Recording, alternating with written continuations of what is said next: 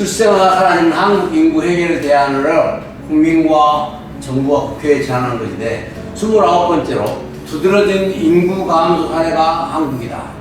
그러니까 다른 나라도 한국이 더 두드러지게. 그 뉴욕타임스에서 미국 사람들께 보는 겁니다.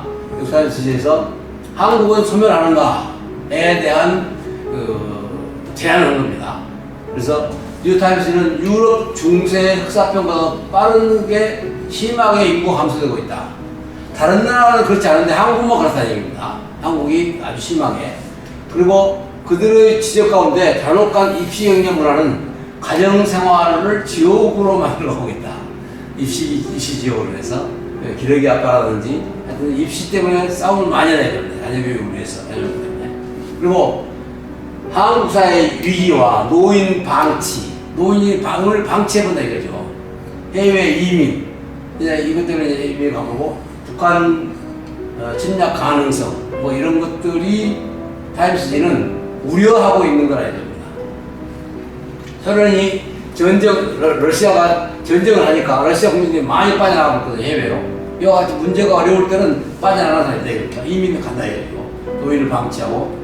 이런 면에서 두드러진 인구 감소에 대한 문제를 같이 한번 알아봅시다. 그래서 YTN에서 이걸 봐서 했는데 중세 흑사병 때보다 빠른 속도로 인구가 없어져가고 있다. 14세기에 있어서 그런데요. 빠른 속도로 한국이 인구가 감소되고 있다 하는 것을 뉴스타임스가 말했고, 그래서 한국은 소멸하는가 하면서 한국 인구 감소 문제를 두드러진 사례다. 한번 관찰해볼 만한 좋은 내용이다 이거죠. 그래서 2023년도에 0.7명이고 4분기에는 0.6명이라는데 떨어질 가능성이 높다 이겁니다. 그래서 200명 다음 세대에는 70명이 된다고 여기서 말해서 아까 이상림 씨가 말한 것은 0.5%일 때 말이고 이거는 지금 0.7%니까 좀 숫자가 다르죠. 같은 인구 감소라도 14세기의 흑사병의 유럽의 인구 감소를 능가하고 있다. 그때 병이 나서 사람들이 많이 죽으니까 이런 현상이 있었는데 이거는 더 강하다 이겁니다. 한국은. 그래서 흑사병 중에 10명 중 5 내지 6명이 사망했는데 그보다도 지금 더 인구가 심각하게 줄어가고 있고 2060년도 말까지는 인구가 3,500만 명 아래로 떨어진다. 그래서 한국 사회 위기로 들어가고 있다. 그 다음에 불가피한 노인 세대 방치, 강한 도시가 또 폐허된다든지 중국의 지금 현상이 지금 나타나고 있는데 젊은 세대가 해외 이민으로 갈 그 가능성이 있다. 그 다음에 출산율이 1.8명인 북한이 침략할 가능성이 있다.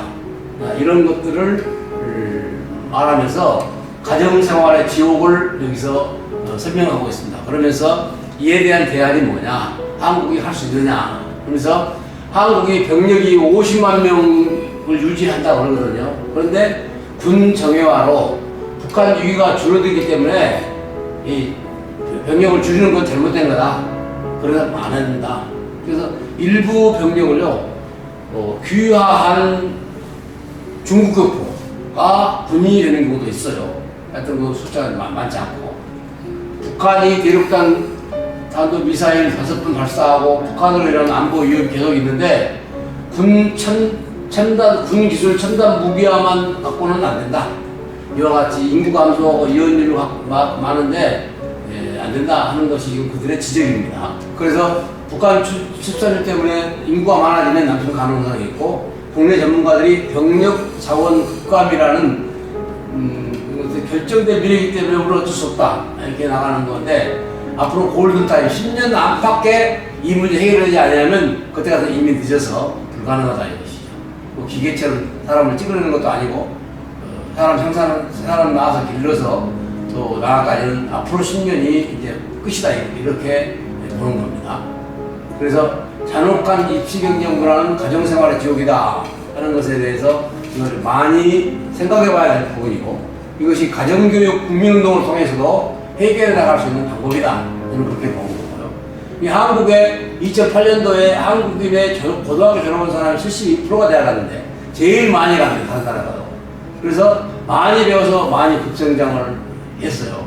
그러나 그러나 국민의 조사를 보건복지를 해보니까 60%가 자녀 교육비 때문에 자녀를 못 낳겠다. 예. 자녀 교육을 위해서 과도한 교육 경쟁으로 인해서 무리한 사교육비나 또는 기러기 아빠 등의 문제로 해서 이런 가정생활 지옥이 일어나고 있다. 이렇게 분석한 겁니다. 자, 여기 이 사람이 굉장히 부담이 크다, 힘들다 하는 정도로 분명히 말씀드릴 수 있습니다. 앞으로 저출산 문제로 40년째인데 앞으로 어떤 문제가 닥칠지는 오늘 알 수 없게 지금 중요하다. 일본의 잃어버린 일본이 지금 30년이라는데 앞으로 40년, 50년 더 간다 하더라고요. 한국도 이러한 문제에 있어서 일본과 한국과 대만은 토지 개혁을 했습니다. 그래서 급격한 경제 성장이 이루어졌어요. 홍콩은 중국의 관문으로 홍콩을 통해서 중국에 돈이 많이 들어갔어요. 싱가포르는 좋은 길목이기 때문에 여기에 부자들이 살고 있습니다. 싱가포르는. 이와 같이 아시아에서 다섯 나라가 잘 사는데 이런 것들이 다 향후 문제를 일으켰고 골빈 교수도 이렇게 한국은 급격한 경제 변화를 경험하면서 지금 급격하게 잘 살다 보니까 이렇게 국가와 개인들이 그 변화에 적응하지 못해가지고 저출산이나 이런 문제가 생겼다. 그래서 가정의 90년대 사이 이런 변화가 이러고 지금 최근에는 이런 차이가 많이 있는 것은 그런 현상에 나타난 것이다 하고 보는 거고요. 그래서 경제학 수상자, 노벨 경제학 수상을 한 골든 박사도 이런 기성세대 자녀 문제, 직장 문제를 해결해야 된다는 거죠. 예, 한국, 일본에 이렇게 적응할 수 있는 여력이 적었다. 그리고 회복은 아주 매우 느리다 이겁니다. 그게 하루아침 될 일이 아니라는 거죠. 돈을 풀었다고 해야 되는 거 아니라는 겁니다. 여기서 사람들의 의식을 변화시키고 꾸준한 노력을 통해서 차근차근 해결해 나가야 되지 그것은 쉽지 않다. 그래서 다 어려운 거죠. 저출산의 여러 현상이 그래서 생겼다 이겁니다. 그래서 1990년대에는 남성 비혼율이 19%였다가 24%, 33%, 47%, 지금 4년 전에 47% 내려옵니다. 그래서 지금 또 올라갔던 얘기죠. 그 다음에 그래서 여성은 33%고 결혼할 의향이 없다든지 최저라든지 이런 현상이 나온 것은 너무 부해졌기 때문에 나타난 현상이다. 그래서 하나의 대안은 프랑스가 혼외 출산 63%다 하는 것을 놀렸습니다. 이렇게 혼외 출산을 통해서 스웨덴은 54%고 한국만 2%입니다. 2.2%가 일본인데 이 출산율이 높은 이유는 이런 것들까지 다 감안해서 해야 되는데 이렇게 한국은 혼외 출산에 대해서 무시하고 있고 하는 것을 다 해결할 수 있는 복합적인 노력이 필요하다. 제가 전국에 다 떼고 조사하지 않았지만 이 대형 호수만 봐도 또 산골짜기 바닥도 수자원이 풍부합니다. 그래서 우리나라에 옛날에 흉년이 있었다 그러는데 지금 흉년이 없어요. 수자원이 얼마나 많으니까 비가 안 와도 천적 없이 농사를 지을 수 있어요. 그러다 보니까 자녀 문제도 부부가 없는데도 지금 자녀 낳을 걸 기대하는 거야. 출산율만 떨어진다고 말만 하는데 이 어떤 목사님은 13만매를 낳고 함께 만든 작은 천국 우리 집이다. 13매를 낳은 사람도 있어요. 특이한 경우지만. 그래서 이 심한 부부 흉년이다 이거. 부부 흉년. 부부가 없는 나라야 우리나라가. 부부 흉년. 이거 보세요. 이혼을 해버렸지. 반튼이 싱글이지. 부부가 없어요. 그러니 어떻게 자녀를 낳을 수 있는 거야. 해갈이 아니라 풍성을 기대하고 방법을 세워야 돼 이거예요. 그래서 이혼 49%, 그다음 노인 방치, 남성 싱글 74%, 410만 명. 이 엄청난 이 싱글 풍성 시대를 싱글 해결하지 않아 싱글을 없애는 방향으로 나라가 해결해 나가야 됩니다. 이혼을 많이 해요. 그러면 변호사들은 이혼 양육비를 받으려고 많이 노력을 하는데 이혼을 해봐야 양육비를 받는 것은 74%도 못 받으면 하나도 못 받는다 이겁니다.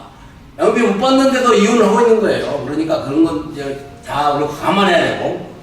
그래서 가정교육 국민운동 방향에 있어서 정부의 종합적인 계획이 있어서 매년 30억을 예산을 세워야 됩니다. 그걸 법으로 통과해야 되죠. 그 다음에 지도위원도 유축을 하고 가정교육 인도자를 매년 100명 내지 200명씩 육성을 해서 인도할 보면 고출산, 이혼 방지, 국내외 국제결혼 이런 다양한 문제들을 해 나갈 수 있도록 진행해야 됩니다. 그래서 인도할 대상核심 본부에서 시군에서 가족센터가 있습니다. 그 가족센터에서 추천을 받아가지고 지도위원들이 일을 나간다든지 또 진행 방법은 이런 것을 자료를 좀 많이 만들어가지고 충분한 대안을 가지고 부드럽게 진행해 나가자 하는 것이 제 제안입니다. 그래서 극심한 부부 흉년, 해갈 정도가 아니고 정말 풍성하게 만들 수 있는 어떤 방안, 그래서 훈련된 가족교육 인도자들을 적극적으로 활용할 수 있도록 어떤 준비, 그래서 어떻게 할 것이냐, 또 그 내용은 뭘 할 것이냐 하는 것들을 다 준비하고 나가야 되죠. 그래서 출생아 재정 확보 방안에 있어서는 재정이 많이 들어가니까 건설 비용을 나는 줄이자, 70%를 줄이자고 기업 후원도 받고 국가 재정을 줄이고 외국 자본도 필요하면 받고, 그래서 특수한 국익사업 같은 거 어제 무기도 많이 팔고 여러 가지 있는데 배도 많이 잘 만들고, 그런데 이 다양한 재정 확보를 통해서 총력을 기울여서 필요한 129조를 만들어내야죠. 누가 그걸 해야겠습니까? 정부에서 해야 되는 거, 국회의원이 해야 되죠. 지금 생각할 때, 돈이 없는데, 그런 생각하고 말하면 이 나라를 포기하는 겁니다. 나라를 포기할 수 없잖아요. 이런 재원을 줄여서 나라를 살려야 되는 것이다. 그렇게 생각합니다. 제가 에피소드 하나 있는데요. 아르바이트 하면서 대학을 다니는데, 장사를 하는데, 내가 월요일 날은 오전에 학교를 안 가야 되겠다. 왜냐하면 일이 그렇게 되니까. 그리고 오전에 학점을 포기했습니다. 포기하고 일을 하다가 보니까 그냥 가게 됐어요. 일이 조정이 돼가지고. 그러니까 일을 하다 보면 그와 같은 어려운 결정도 해결이 된다 그런 얘기입니다. 그러니까 개인은 얼마 안 되지만 나라는 돈이 많아도 여러 가지 방법으로 재정을 확보할 수 있는 방법이 있으니까 이 일을 해야 한다는 거고요. 만약에 신생아가 나오면 국내에서 번 돈으로 출하해야 된다 이겁니다. 앞으로 외국인 노동자가 3분의 1 간다는데 그 사람들 번 돈은 다 자기 나라로 가져갑니다. 80% 이상 현금으로 보내고 다른 방법으로 다 보냅니다. 그러니까 이 신생아를 많이 낳는 것이 목적이고 중요하지, 이민이나 다른 외국인 노동자라든지 이런 것은 아주 순간적인 방법이고 그것을 안 하려고 노력을 해야죠. 그 신생아는 자녀를 낳고 또 세금도 내고, 외국인 세금 안 내잖아요. 물론 조금 좀 내긴 냅니다만 수출과 산업을 일으키고 그다음 중대한 국방도 한다 이겁니다. 외국인도 국방 못 오고 안 하잖아요. 그래서 신생아를 길러서 이런 일을 하기 위해서 제가 여러 가지 한 50가지의 유튜브를 만들어서 지금 다양한 방안을 제시했습니다만은 하여튼 이게 중요한 게 아니고 적극적으로 하려고 하는 자세가 필요해서 자녀 수를 어떻게 할 것인가, 재정을 어떻게 할 것인가에 대한 구체적인 계획을 정부의 수뇌들이, 지식인들이 이걸 조정해서 만들어야 된다고 생각합니다. 그래서 그 하에서 가정교육 국민운동을 이렇게 벌여나갈 때 가정교육을 국민운동을 통해서 이 신생아 문제를 그러므로 이 두드러진 인구 감소, 한국의 이런 입시 문제라든지 이런 문제에 대하여 우리 국가가 같이 연구하고 준비해야 될 상황이다. 이런 얘기입니다. 그래서 29번째로 감사합니다.